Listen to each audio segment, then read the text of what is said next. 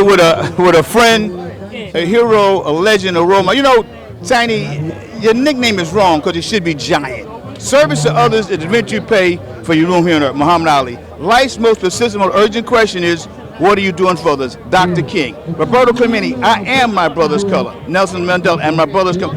You are always here, no matter our whole life. Tiny Archibald is committed to helping the youth and his fellow man. Well, the community is key because when we were growing up, we had an outlet. We had mentors, we had community centers, we had people in Parks Department, and gave us a chance to grow and try to build a foundation.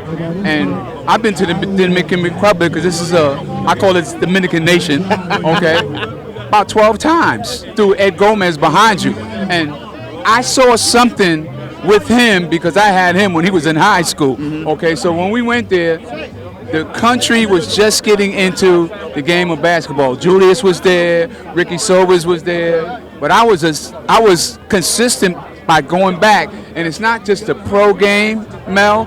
I saw the game developing, and I tell people you have to pass the game down, okay? Because the youth is going to be our future. Anywhere, Dominican Republic, Puerto Rico, New York, the youth is going to be our future in whatever endeavors we do. And we have to be positive with them, and we have to give stuff back. We can't turn our backs on them. A lot of times we become successful and we never see you again, okay? And my thing is, it's not something that people told me I had to do. I just felt it in my heart to do it because there's so much talent and ability here and everywhere, and we don't give them a chance to get the knowledge and experience and the history of the game and also the history of education and what's going on in your community. We're trying to make them better and make them aware that everything can happen for you if you do something positive. Yeah, and you know, Tiny, but this says a lot about your upbringing, about your parents. You know, you've always been at the forefront of this, and that just says a whole lot about you as a superstar on the basketball court and a superstar off the court. You know, it's just something that's in your DNA, Tiny. It's more off, okay, because I think that, you know, some of us got a chance to play, and I try to make the best of it. But I tell people, when they talk about talent and ability, they weren't talking about me. I tell people that it's about hard work, it's about making a commitment, about being, you know, just having confidence and also desire to go out and trying to play in a big man's game, okay? Because when people see you, okay, they don't really believe that you endeavored the NBA for 14 years. And I tell people, good upbringing, went to school, got an education, and that gave me that exposure that if I did not play on that so-called pro level, I would have to fall back on something. After I finished playing, I became a teacher, okay? I worked in social services, but basketball was okay. You know, people think, oh, it was great for me. Basketball was okay, but life skills was so much better because after you finish playing, those life skills kicked in and you do other things. Kareem was one that had your sort of mindset too, but never got the credit for that. Never did, and you know, it hurts me to say that because with the name change, I don't think people felt okay, just like Muhammad Ali. Yeah. They just felt that the religion thing wasn't anything that they knew about, and that's just like, you know, you meet somebody on the street or you see somebody on the street and the first thing you're going to say, I don't like that person. I don't like that person. And I tell kids that all the time, I don't like you. And they look at me, I say, because that's what's going on now. I don't like you. I don't like the way you look. I don't like the way you dress. And I said, if you don't like somebody, why don't you get to know that person first? And I don't think they ever knew Kareem Abdul-Jabbar. I don't think that they ever knew him, and he's an historian. Okay, he knows about the game. He knows he went to school, and I mean the mind is there when he was trying to get into coaching. And I think that management felt not slighted. Management felt that this was a knock. We're not going to hire him. And when he was doing some work with some of the centers with the Lakers, the only one that brought him in was Phil Jackson. Okay, and that hurts because I tell people when I think about New York guys, I always call him the Empire State Building. Okay, and people say the Empire State Building. I said there's only one guy. Okay, that they talk about Mount Rushmore and stuff like that. Yeah. There's only one guy in New York that I could compare to the Empire State Building, and I said that's Kareem Abdul-Jabbar. Tiny, a lot of ways too. They kind of ostracized Oscar too, didn't they?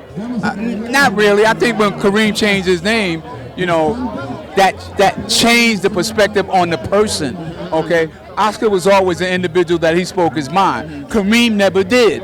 Okay, he just played. Okay, and he was always to himself. And he wasn't an introvert, but he had so much knowledge and experience that got wasted because nobody ever gave him a chance. Today's game, point guard, shooting guard. A guard's a guard. You, Oscar, Frazier, West, you were guards. You weren't point guard, shooting guard. You were guards. Well, the game has changed. And I think that when you look at some of the bigger guys, 6'8", 6'9", like you could call first of all, it was Magic Johnson.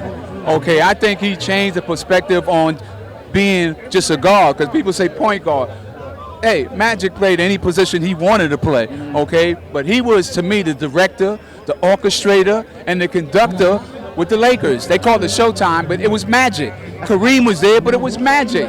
He brought a different perspective about the game. If you saw the Lakers before, when they had Jerry, Goodrich, Hazard, and stuff like that, and Elgin, different team. You had a guy that was 6'8", 6'9", maybe 6'10", who dribbled, who passed, and who put other guys into the game. And they called it Showtime Lakers, but it's Magic Johnson, Kareem Abdul-Jabbar. When you went to college, how much was being from New York was able? I feel once in New York, you can adapt any place else in the world, and you had no problem adapting. I did have a problem, because I told people coming from New York, you saw big buildings and skyscrapers, and then first of all, I went to Yuma, Arizona, which is Arizona Western, and I told people all the schools I went to was on the border towns. So when I go across the street, I tell people when I went to Yuma, San Luis was the border town, maybe 15 minutes from the school.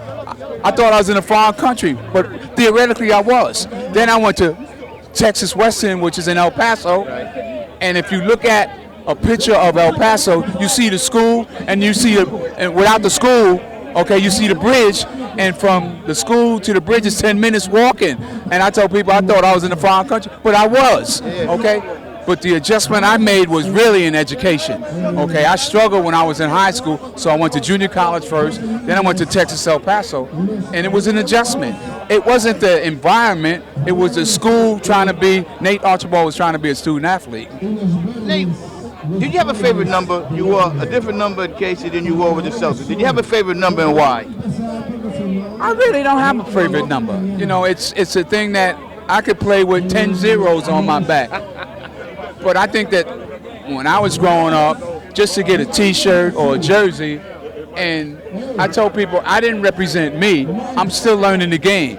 And a lot of people who coached me and who mentored me was trying to build the foundation. I don't know if that foundation was ever solid, okay? But it was the desire and the dedication that some of us had, because we weren't big players. And we had to go out there and prove our worth when we played on certain teams.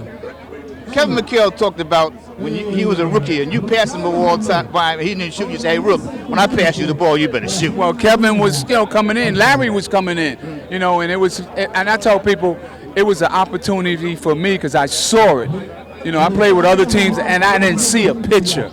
I saw a picture that maybe I could get one of them rings, okay, and that's the picture. And then when Larry and Kevin and them started playing, I'm saying, them guys ain't no rookies.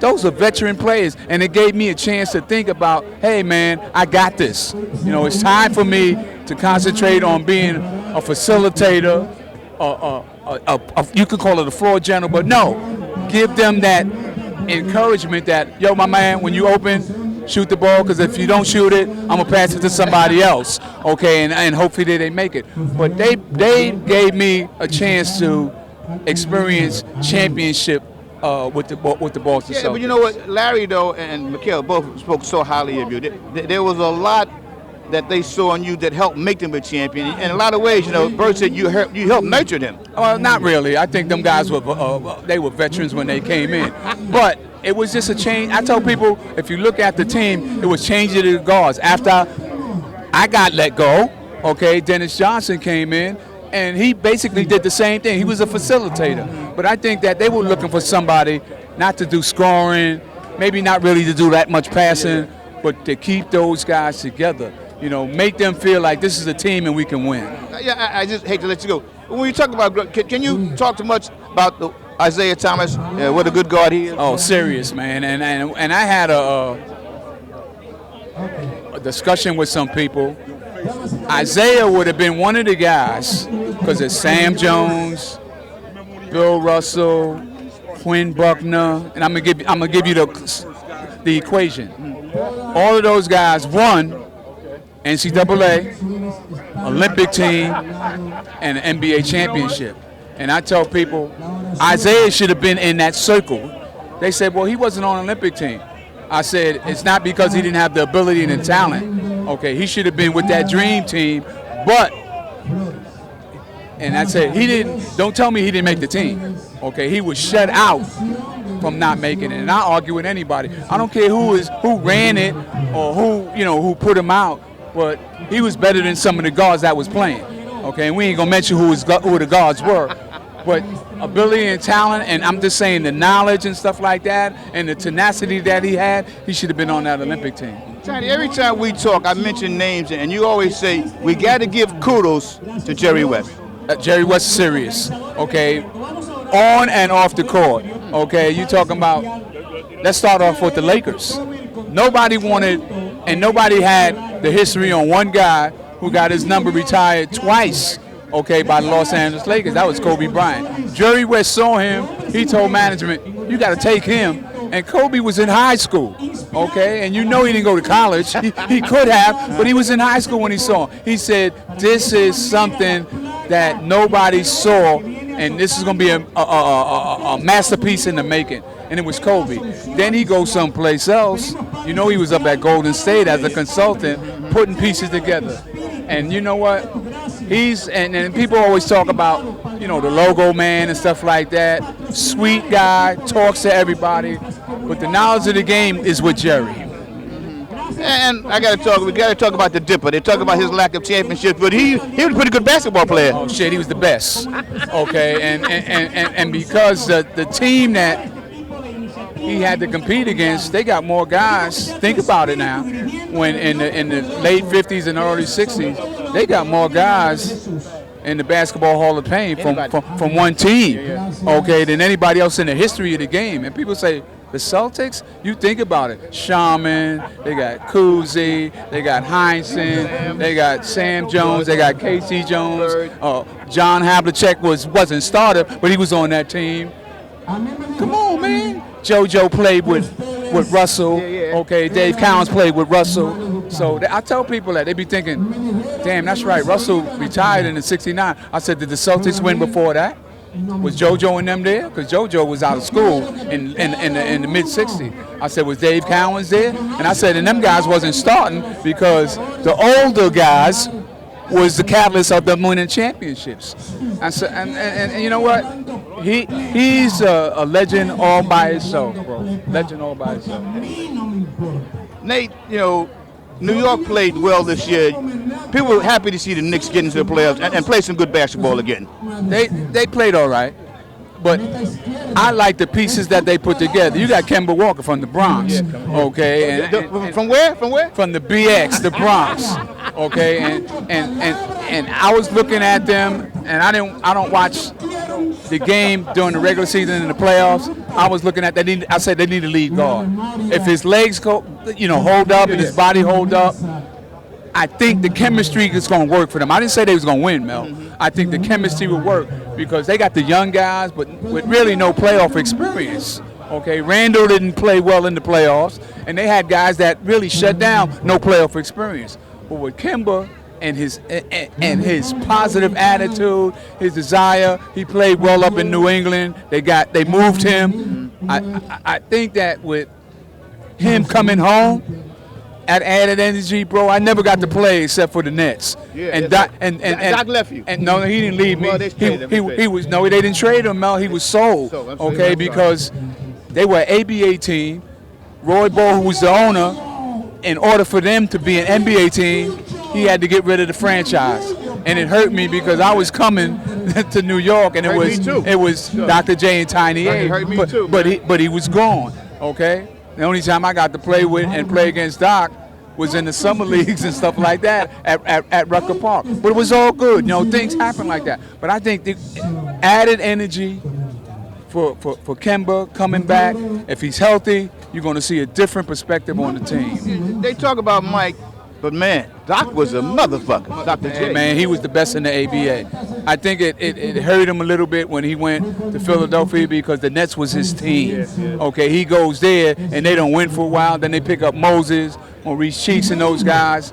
But the Nets was his team. Okay, and if he had the same team with the Nets coming in the NBA, it would have been Doc's team. I was just passing it to him. I'm passing it to him because he get the ball in transition. The game's over. Tiny, that guard in Atlanta, he's pretty good little player, ain't he? Yeah, he could play. He could play. That boy gonna be good. Now you got to put some pieces around him because he got hurt in the playoffs a little bit, and he came back and he tried to play on a bum ankle. But they're an up-and-coming team. But everybody is. Everybody got young, good players, and when you start building, you got to build with the youth. Were you surprised to see Durant play as well as he did coming up with that kind of injury? He played good, man. He played good. Now he got to get those pieces to play with him. Okay, and there's one piece that this young man, okay, I'm not going to tell you what number he is. I'm going to just talk about showstopper. But you can't depend on him, man. He got to show up. Okay, James Harden gets hurt, and if you look at his career, he was never hurt like that. Okay, so he got hurt. But I'm talking about the other guy, okay, because they talking about the three pieces now, or the three amigos. He got to show up, and I'm talking about he got to be consistent with his play. He got to get his head game because his basketball game is serious when he plays, okay? And this year, coming up, if they stay healthy, no excuses. Is there a pressure now on the Lakers that got Westbrook? What's that? Let me say this about the Lakers. Okay. They got one guy who's got about 10 positions. I'm going to name 4 of them. He's a hell of a player. One of the best players. I didn't say number one of the best players in the world. He's a general manager. I'll say he's a coach. And he's director of player personnel. Most important position, director of player personnel. Because anybody could tell me that those guys are putting it together. All my man do is pick up the cell phone. I don't know how many phones he got. He pick up the phone. Mello, you coming? I'm coming. Okay, crazy man who goes 99 miles an hour. Okay, who I love because ain't nobody play as hard as him. Okay, and that's Westbrook. Okay, you coming? I'm coming. I'm signing. So what he's doing, he's filling in the blanks that they didn't have last year. Anthony Davis, you got to get in shape. Come to my house, okay? Put you on your diet, work out, because he got all the workout stuff. We got to make you stronger, bro. You can't fall when we're in the playoffs, okay? You got to be strong. No injuries. I think they're the team to beat in the West. I really do. People always say Brooklyn. I don't know about that. In the East, who won it last year? I'm just saying, who won it last year? So don't discount them and put Brooklyn or Miami in front of them. They still got the team you got to beat, bro, because you know what? If you look at the way they played, they had the best record. They didn't have that many injuries, and they played together, okay, as a team. Even though our man, the Greek Freak, did some things, he had other pieces that went along with him. Not all-stars. Everybody ain't an all-star with them, but they played together on the team. Team, together, everyone achieves more. What do you think about the Greek Freak? He's serious, you know. And he's one of those low-key guys that don't want a lot of publicity and stuff like that, but he comes to play every time. And if I were playing on the court with him and I see him coming, I'm guarding you. Okay? I'm getting out his way. Because he's like, there was a guy that played at Rucker Park called the Terminator.